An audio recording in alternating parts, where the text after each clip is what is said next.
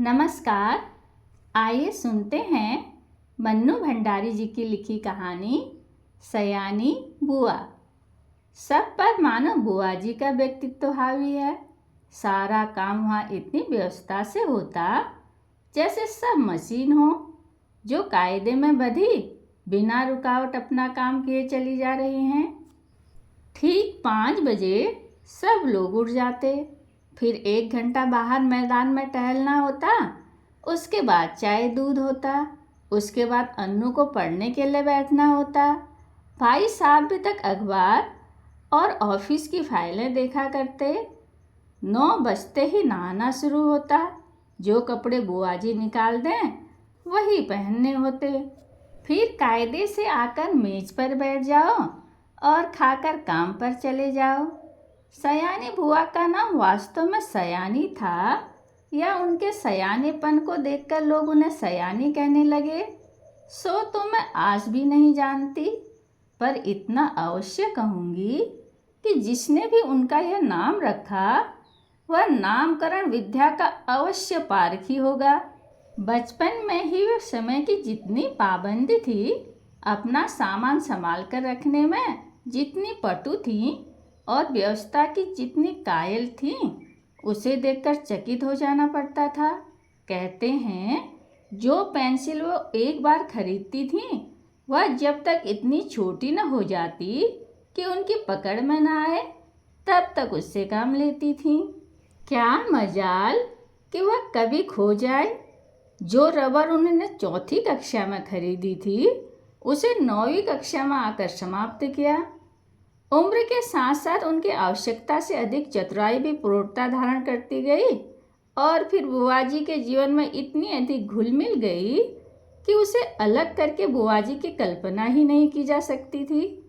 उनकी एक एक बात पिताजी हम लोगों के सामने उदाहरण के रूप में रखते थे, जिसे सुनकर हम सभी खैर मनाया करते थे कि भगवान करे वे ससुराल में ही रहा करें, वरना हम जैसे अस्त व्यस्त और अव्यवस्थित जनों का तो जीना ही हराम हो जाएगा।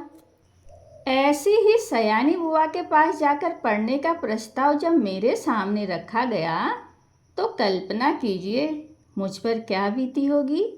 मैंने साफ इनकार कर दिया कि मुझे आगे पढ़ना ही नहीं, पर पिताजी मेरी पढ़ाई के विषय में इतने सतर्क थे कि उन्होंने समझाकर, डांटकर और प्यार दुलार से मुझे राजी कर लिया। सच में राजी तो क्या कर लिया, समझिए अपनी इच्छा पूरी करने के लिए बाध्य कर दिया। और भगवान का नाम गुहारते गुहारते मैंने घर से विदा ली और उनके यहाँ पहुँची। इसमें संदेह नहीं कि बुआ जी ने बड़ा स्वागत किया, पर बचपन से उनकी ख्याति सुनते सुनते उनका जो रौद्र रूप मन पर छाया हुआ था, उसमें उनका वह प्यार कहाँ तिरोहित हो गया मैं जान ही नहीं पाई। हाँ, बुआ जी के पति, जिन्हें हम भाई साहब कहते थे, बहुत ही अच्छे स्वभाव के व्यक्ति थे और सबसे अच्छा कोई घर में लगा तो उनकी 5 वर्ष की पुत्री अन्नू। घर के इस नीरस और यंत्र चलित कार्यक्रम में अपने को फिट करने में मुझे कितना कष्ट उठाना पड़ा और कितना अपने को काटना छाटना पड़ा, यह मेरा अंतर्यामी ही जानता है। सबसे अधिक तरस आता था अन्नू पर। वह इस नन्ही सी उम्र में ही प्रौढ़ हो गई थी। न बच्चों का सा उल्लास, न कोई चहचहाट, एक अज्ञात भय से वह घिरी रहती थी। घर के उस वातावरण में कुछ ही दिनों में मेरी भी सारी हंसी खुशी मारी गई। यूं बुआ जी की गृहस्थी जमे 15 वर्ष बीत चुके थे, पर उनके घर का सारा सामान देखकर लगता था मानो सब कुछ अभी कल ही खरीदा हो। गृहस्थी जमाते समय उन्होंने जो कांच और चीनी के बर्तन खरीदे थे, आज भी ज्यों के त्यों थे, जबकि रोज उनका उपयोग होता था। वे सारे बर्तन स्वयं खड़ी होकर साफ करवाती थी। क्या मजाल, कोई एक चीज भी तोड़ दे। एक बार नौकर ने सुराही तोड़ दी। उस छोटे से छोकरे को उन्होंने इस कसूर पर बहुत पीटा था। तोड़ फोड़ से तो उन्हें सख्त नफरत थी। यह बात उनके बर्दाश्त से बाहर थी। उन्हें बड़ा गर्व था अपनी सुव्यवस्था का। वे अक्सर भाई साहब से कहा करती थीं कि यदि वे इस घर में न आती तो न जाने बेचारे भाई साहब का क्या हाल होता। मैं मन ही मन कहा करती थी कि और चाहे जो भी हाल होता, हम सब मिट्टी के पुतले न होकर कम से कम इंसान तो अवश्य हुए होते। बुआ जी की अत्यधिक सतर्कता और खाने पीने के इतने कंट्रोल के बावजूद अन्नू को बुखार आने लगा। सब प्रकार के उपचार करने कराने में पूरा महीना बीत गया, पर उसका बुखार न उतरा। बुआ जी की परेशानी का पार नहीं। अन्नू एकदम पीली पड़ गई। उसे देखकर मुझे लगता मानो उसके शरीर में ज्वर के कीटाणु नहीं, बुआ जी के भय के कीटाणु दौड़ रहे हैं। वह उनसे पीड़ित होकर भी भय के मारे कुछ कह तो सकती नहीं थी, बस सूखती जा रही थी। आखिर डॉक्टरों ने कई प्रकार के परीक्षाओं के बाद राय दी कि बच्ची को पहाड़ पर ले जाया जाए और जितना अधिक उसे प्रसन्न रखा जा सके रखा जाए। सब कुछ उसके मन के अनुसार हो, यही उसका सही इलाज है। पर सच पूछो तो बेचारी का मन बचा ही कहाँ था। भाई साहब के सामने एक विकट समस्या थी। बुआ जी के रहते यह संभव नहीं था, क्योंकि अनजाने ही उनकी इच्छा के सामने किसी और की इच्छा चल ही नहीं सकती थी। भाई साहब ने शायद सारी बात डॉक्टर के सामने रख दी। तभी डॉक्टर ने कहा कि माँ का साथ रहना ठीक नहीं होगा। बुआ जी ने सुना तो बहुत आनाकानी की, पर डॉक्टर की राय के विरुद्ध जाने का साहस वे कर नहीं सकी, सो मन मारकर वहीं रही। जोर शोर से अन्नू के पहाड़ जाने की तैयारियां शुरू हुई। पहले दोनों के कपड़ों की लिस्ट बनी, फिर जूतों की, मोजों की, गरम कपड़ों की, ओढ़ने बिछाने के सामान की, बर्तनों की। हर चीज़ रखते समय वह भाई साहब को सख्त हिदायत कर देती थी कि एक भी चीज़ खोनी नहीं चाहिए। देखो, यह फ्रॉक मत खो देना, 7 रुपये मैंने उसकी सिलाई दी है। यह प्याले मत तोड़ देना, वरना 50 रुपये का सेट बिगड़ जाएगा। और हाँ, गिलास को तुम तुच्छ समझते हो, उसकी परवाह ही नहीं करोगे। पर देखो, यह 15 बरस से मेरे पास है और कहीं खरोच तक नहीं है, तोड़ दिया तो ठीक न होगा। प्रत्येक वस्तु की हिदायत देने के बाद वे अन्नू पर आई। वह किस दिन किस समय क्या खाएगी उसका मेनू बना दिया। कब कितना घूमेगी, क्या पहनेगी, सब कुछ निश्चित कर दिया। मैं सोच रही थी कि यहाँ बैठे बैठे ही बुआ जी ने इन्हें ऐसा बांध दिया कि बेचारे अपनी इच्छा के अनुसार क्या खाक करेंगे।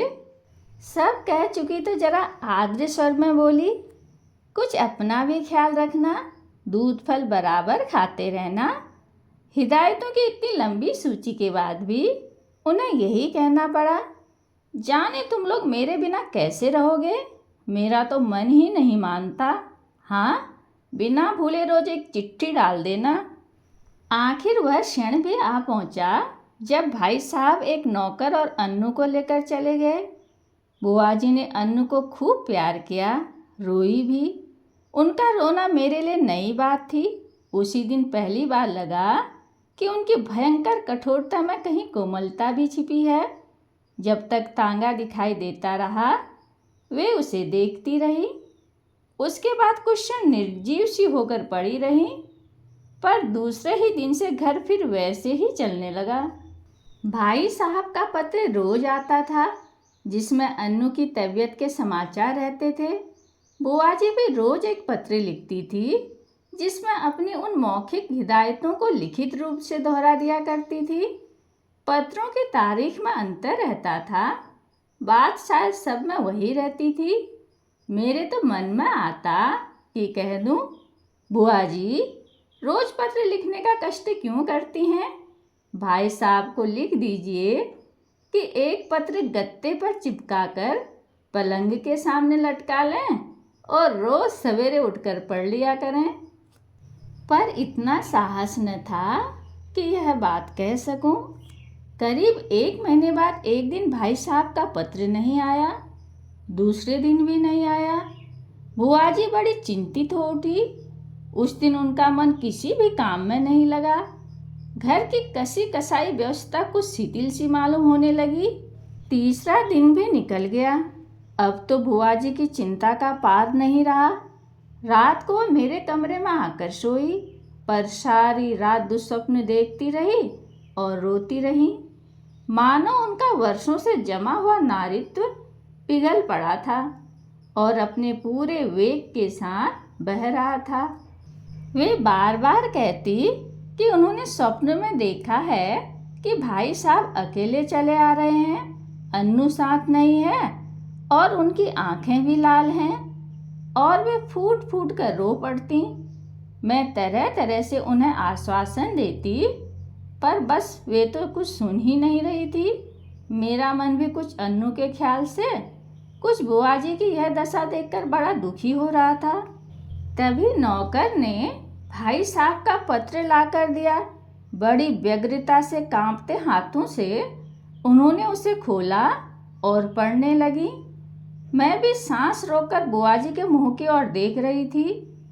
एकाएक पत्र फेंककर सिर पीटती बुआ जी चीख कर रो पड़ी। मैं धक्क रह गई। आगे कुछ सोचने का साहस ही नहीं होता था।